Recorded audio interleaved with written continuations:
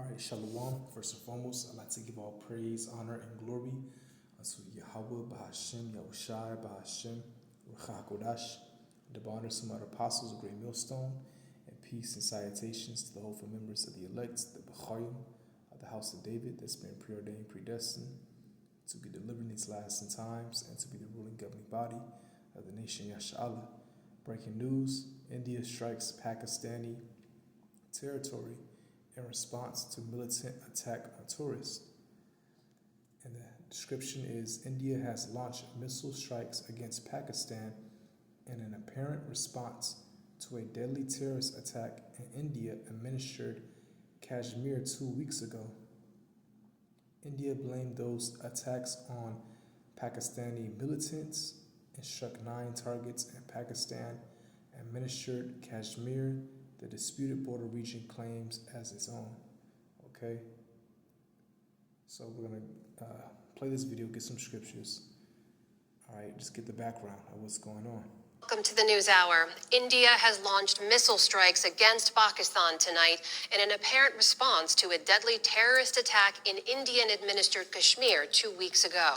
India blamed those attacks on Pakistani militants and struck 9 targets in Pakistani-administered Kashmir, the disputed border region each claims as its own. Nick Schifrin joins us now. So, Nick, what's the latest? Jeff, as you said, India says that it targeted terror sites in Pakistan-controlled Kashmir, but Pakistan says the strikes also hit in Pakistan's eastern province of Punjab. And these are videos from Pakistan tonight. You see one of those explosions. India calls this Operation Sindoor and says these strikes are, quote, focused, measured, and non-escalatory. They didn't target any Pakistani military targets, and that India has, quote, demonstrated considerable restraint.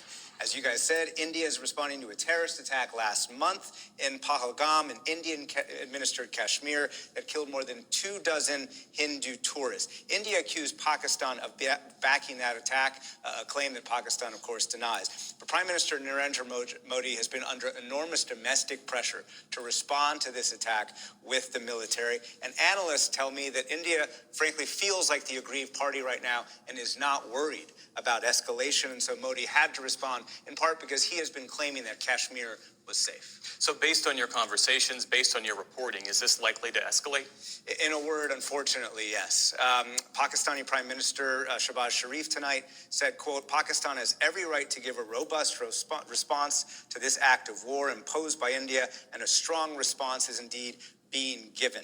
Pakistan had already warned that any Indian military strike would be responded to with a, quote, quid pro quo. And tonight, Pakistan is describing these attacks as partially on civilians. Pakistan has said a child was killed, a mosque might have been struck. And so the analysts I speak to say that Pakistan's army chief, who is known by some as risk-prone, will be wanting to demonstrate a level of toughness, wanting to respond to this in a way that will go over and above what India has done. And so the fear among analysts tonight is very much that this will escalate. Right, so India is responding to Pakistani militants that did a terrorist attack, they said 2 weeks ago, which is about last month, in India administered Kashmir.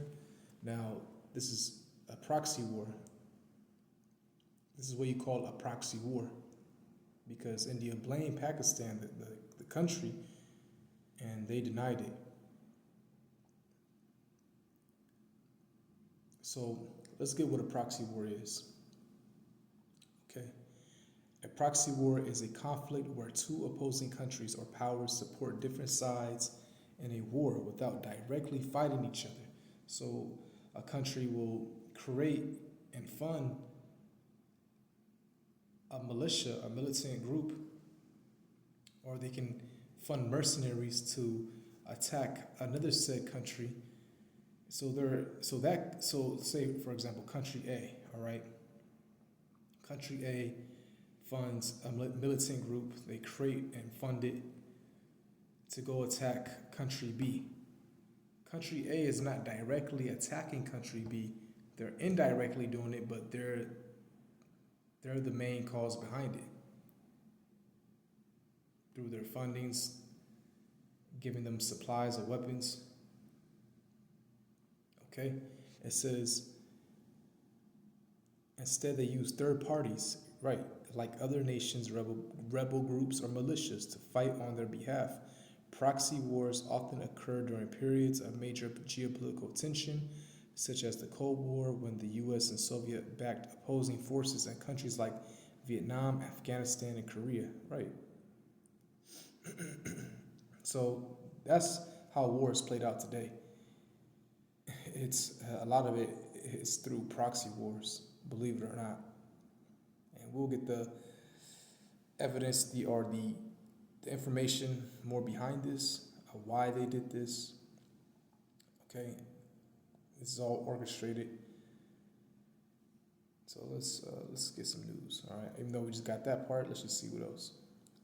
From the New York Times, India strikes Pakistan, but is said to have lost jets. Officials and witnesses said that last 2 Indian aircraft that crashed after India struck Pakistani targets, escalating the conflict between the nuclear powers. Yeah, these nations both had nukes. It says, India said early Wednesday that it had conducted several airstrikes on Pakistan, hailing a victory in the name of vengeance for the terrorist attack that killed 26 civilians in Kashmir last month. But evidence was also growing that the Indian forces may have taken heavy losses during the operation. At least 2 aircraft were said to have gone down in India and the Indian-controlled side of Kashmir, according to 3 officials. A local news report and accounts of witnesses who have seen the debris of 2. It's lucky if I'm reading fast, but I just want to get through this.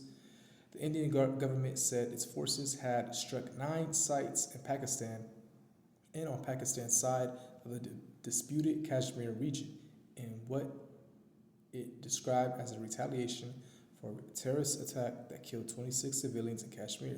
Pakistani military officials said that more than 20 people have been killed and dozens injured after 6 places were hit on the Pakistani side of Kashmir and in Punjab province. Okay, residents on the Indian side of Kashmir said at least 10 people have been killed and shelling from the Pakistani side since India carried out its strikes. And it says show full article, but I'm not going to go into the full article. Okay, but prophecy, all right? You shall hear wars and rumors of wars. It's just another one added to the field, right? Then you have Israel and the U.S. doing strikes on Yemen. Okay, I believe on the Houthis, a militia group that's backed by Iran. Let me see if I can find that actually. Yemen. Trump says U.S. will end bombings of Houthi militants in Yemen. Trump says bombing of Yemen to stop as Oman confirms U.S. Houthi ceasefire. Israel says it has fully disabled Yemen's main airport and escalating strikes on Houthi rebels. Okay, so let's go to the most recent one. The most recent one will be, I guess, ABC News. Trump announces U.S. Houthis to stop bombing each other. Houthis argue they will evaluate ceasefire proposal. Let's see what. Had some very good news last night. The Houthis have announced that they are not, or they've announced to us at least, that they don't want to fight anymore. They just don't want to fight. And we will honor that. And we will stop the bombings. And they have capitulated, but more importantly, we will take their word. They say they will not be blowing up ships anymore. And that's what the purpose of what we were doing. So that's just news. We just found out about that. So I think that's very, very positive. They were knocking out a lot of ships going, as you know, sailing beautifully down the various seas. It wasn't just the canal. It was a lot of other places. And I will accept their word, and we are going to stop the bombing of the Houthis, effective immediately. And Marco, you'll let everybody know that, okay? Do you have something to say about that, by the way? It's a pretty big announcement. Yeah, this was always a freedom of navigation mission. These are a band of individuals with advanced weaponry that were threatening global shipping, and the job was to get that to stop. And if it's going to stop, then we can stop. And so I think it's an important development. All right, so Had some very good news last night. All right, they were attacking vessel ships which that will disrupt the economy of several countries. But yeah, a ceasefire. So we'll see how long that lasts. But all in all, this is all prophecy, man. Okay? And guaranteed another war is going to spark. China and Taiwan, that's in the talks of months to happen. Or months ahead for that to come in fruition.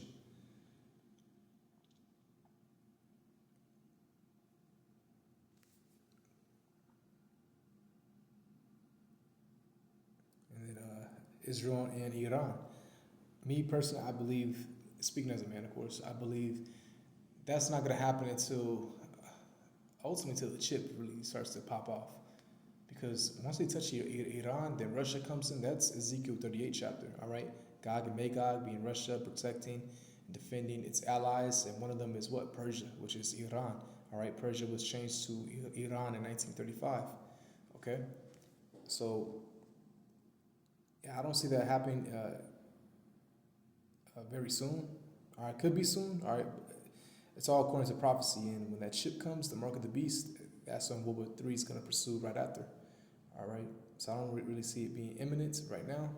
Again, speaking as a man, it could happen very well soon. It could. I'm not saying it isn't. Okay, we just got to see how everything plays out, right? So Matthew 24, verse 7, or verse 6, and ye shall hear of wars and rumors of wars. And again, China and Taiwan, for example, they're saying that China plans on attacking Taiwan, wanted to take it over for military strategic purposes. It says, ye shall hear of wars and rumors of wars. See that ye be not troubled, for all these things must come to pass, but the end is not yet, right? For nation shall rise against nation, in this case, Pakistan and India now, and kingdom against kingdom, and there shall be famines and pestilences and earthquakes in diverse places. All these are the beginning of sorrows. You see? So just, keep your eyes on the news. Watch prophecies being fulfilled. Okay? Let me just see Neuralink. I would like to see an update of this, just through spirit.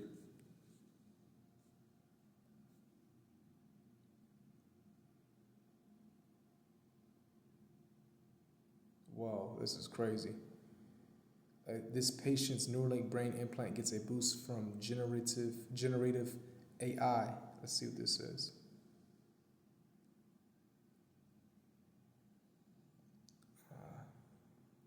Which is crazy because just the other night I had a dream of AI and you being hooked up to like a virtual world. It was pretty intense actually. It was it was crazy. All right, and there was robots robots, cyborgs. Well, cyborg is like a half human, half machine, but it was like a Terminator. So I guess a full on cybernetic robot, right? It says last November, Bradford G. Smith got a brain implant from Elon Musk's company Neuralink. The device is a thin wires attached to a computer about the thickness of a few quarters that sits in his skull. Let him use his thoughts to move a computer pointer on a screen. Okay, and by last week, he was ready to reveal it on a post on X. I'm the third person in the world to receive the Neuralink brain implant. So he's the third. First with ALS, first nonverbal. I am typing this with my brain. Wow. So this is the Twitter post. It is my primary function, he wrote. Ask me anything, I will answer. I will answer at least all verified users. What in the? Wow. Yeah. This has been here and it's just advancing. Smith's case is drawing interest because he's not only communicating via a brain implant, but also getting help from Grok, right? AI, Musk AI chatbot. And see, they're gonna use this AI to be part of their newer order. All right, they're gonna use AI to help push their newer order. All right, and AI is gonna take over a lot of jobs. They won't need you people. All right, you'll be useless. Okay?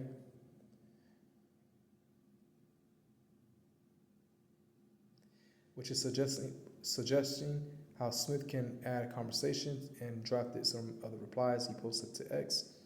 The generative AI is speeding up the rate at which he can communicate, but it also raises questions about who is really talking, him or Musk's software.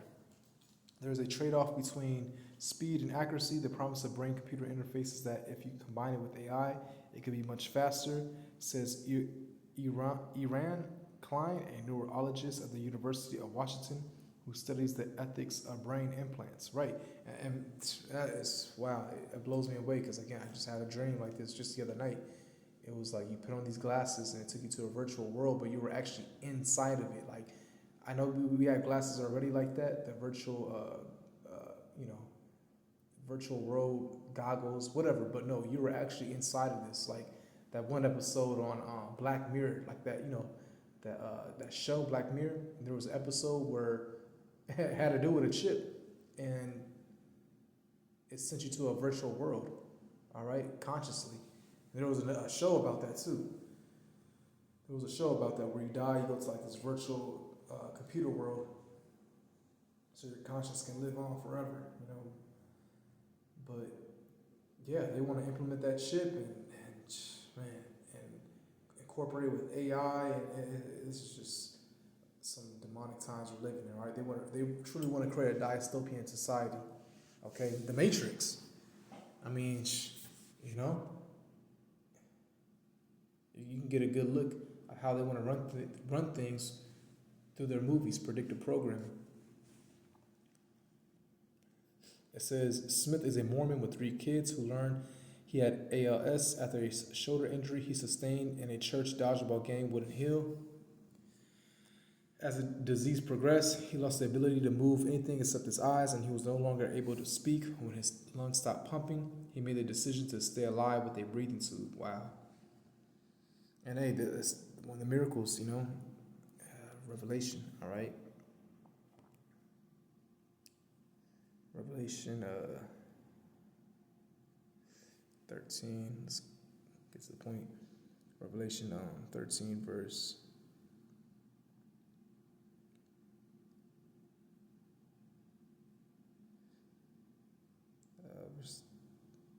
14, and deceiveth them that dwell on the earth by the means of those miracles which he had power to do in the sight of the beast. All right, this is one of Esau's miracles, okay? To heal people if they have some type of a disorder, some type of ailment, a disease that if they're paralyzed, they can be healed through Esau's technology, all right, via his chip. Okay, a person might be a paraplegic. Well, we can heal you. You can get this microchip implanted in your brain and use this exoskeleton suit, and you can be able to move again. See, this is what Esau wants to do. He wants to heal you through his technology on a carnal level. All right? And I say that because Yahweh Shai, he was healing people that were lame, that couldn't walk, but when he healed them, it happened right then and there, immediately.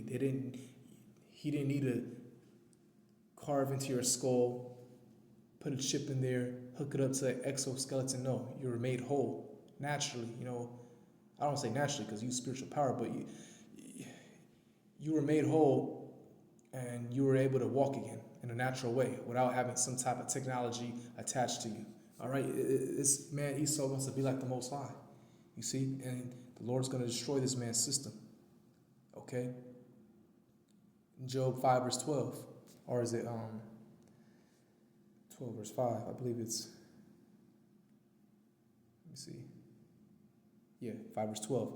He disappointed the devices of the crafty so that their hands cannot perform the enterprise. Enterprise is the New World Order.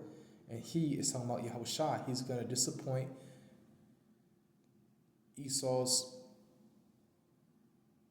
plan, his New World Order. He's going to destroy this man's system. Okay? When he comes back with the host of the holy angels, those nukes are going to be shot off. Because, again, World War III is going to take place. And the Lord's going to beam up the elect. And we're going to come back, get beamed up. All right? Get new bodies. you know, and then eventually come back down and take over the earth. Yeah, call Allah Yahweh Bashmashai.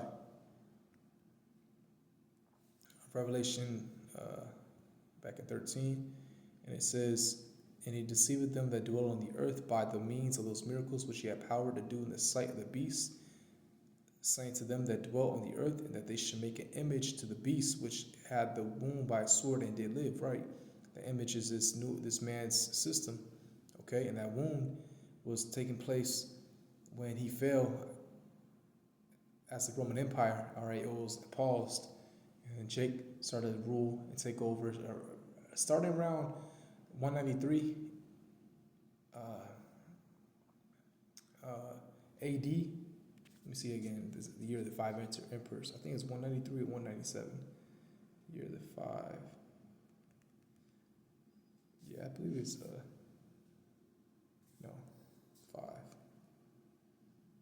What, Septimius? Yeah, 193. Septimius Severus was the successor of them all, which they were all Jake. Okay, especially Septimius Severus. All right, and then then going to the 325 AD. Okay, that's when the Byzantine Empire took place. You see, so this is when Jake started ruling the Roman Empire.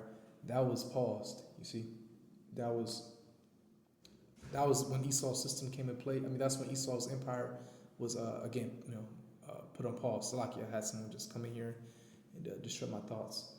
But so that wound, that's when it took place. Esau's Roman Empire paused. Jake came in, all right.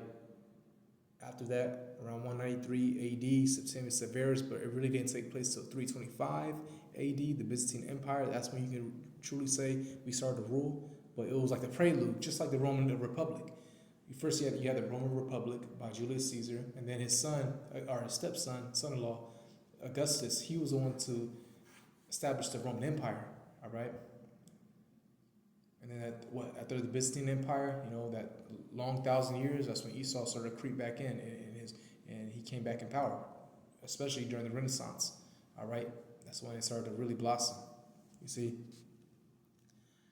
And it says, but now his time is short, 2nd Ezra 6, verse 9. Esau is the end of the world, and Jacob is the beginning of it that followeth. Okay? And, right. So, jumping down to 16, and he caused all... Actually, let me start at...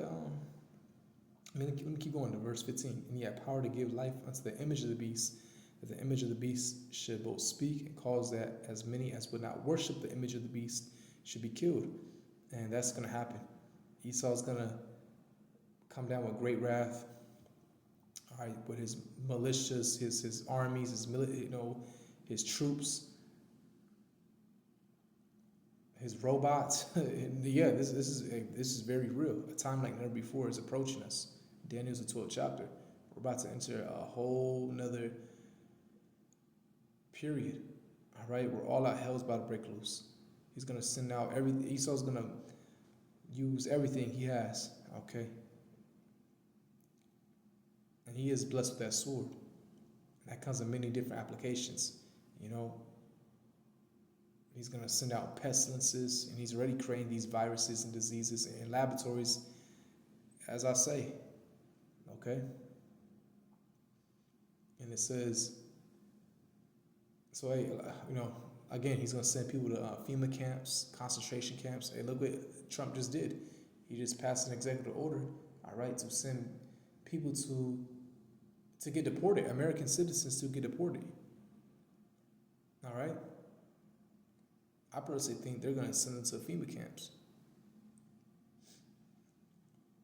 And it says, and he causeth all both small and great, rich and poor, free and bond, to receive a mark in their right hand or in their foreheads. Right, so that's the chip.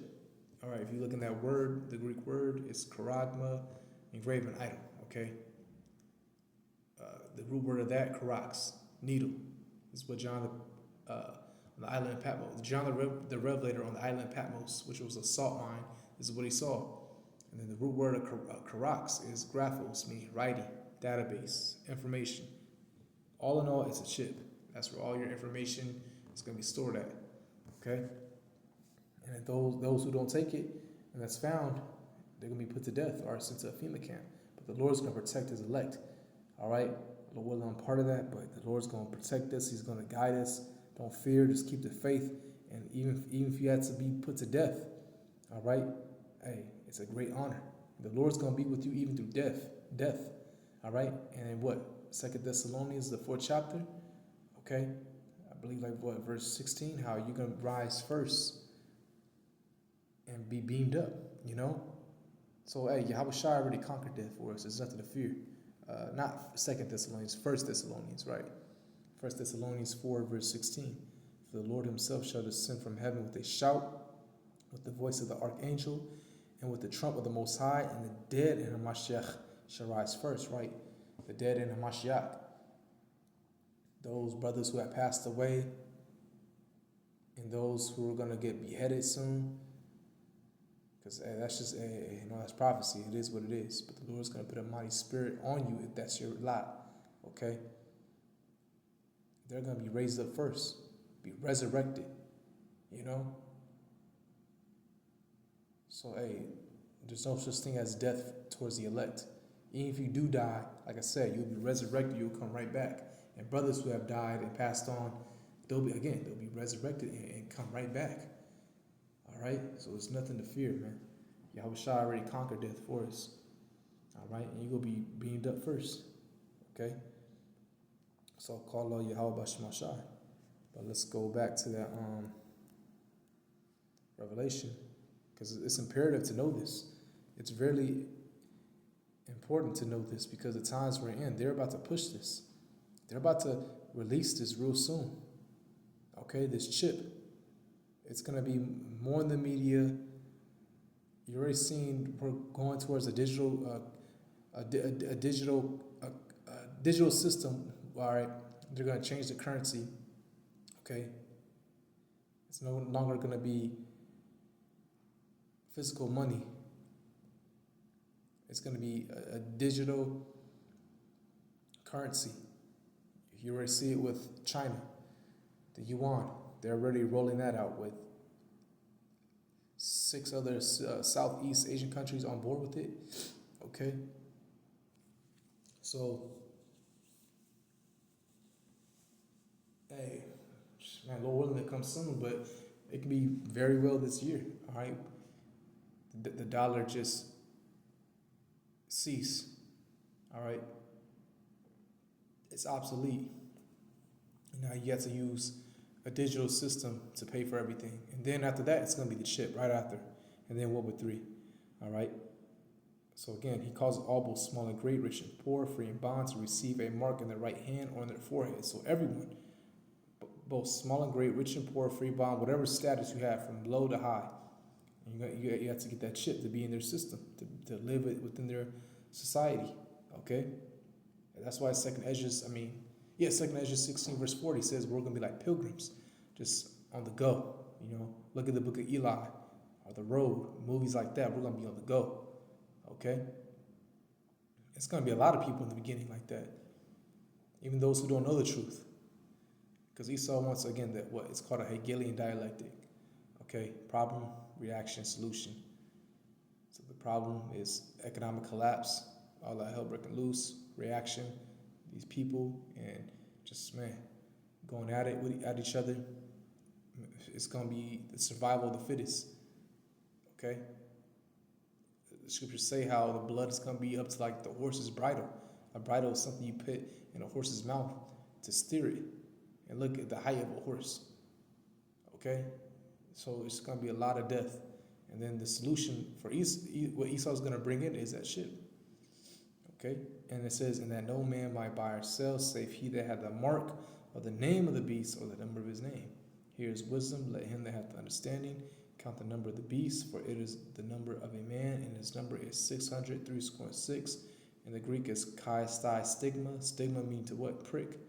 All right? They want to prick you with that shit. And again, Bill Gates. Because I said this in many of my lessons before. It's no coincidence that he came out with the Google patent.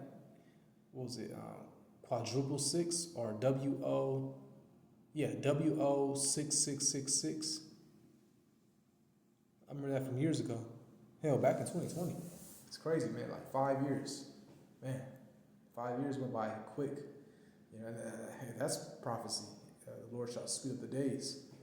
You know, and the water y'all Bashar for doing so, because we're so much near. All right, we're so much near. We're so much closer to the kingdom of heaven. All this has to happen. It has to. It's prophecy. But once we get to the other side, whew, man. Call it Yobashim Mashah. Just finally rest, peace, paradise. Acts chapter 4, verse 22, confirming the souls of the disciples and exhorting them to continue in the faith, and that we must, through much tribulation, enter into the kingdom of the Most High, Yahweh Bahashem Yahushai. Keep the faith. Pray to Yahweh Bahashem Yahushai that He keeps your spirit to endure and to keep the Holy Spirit on you and to increase your faith and get through these trying times. Shalom.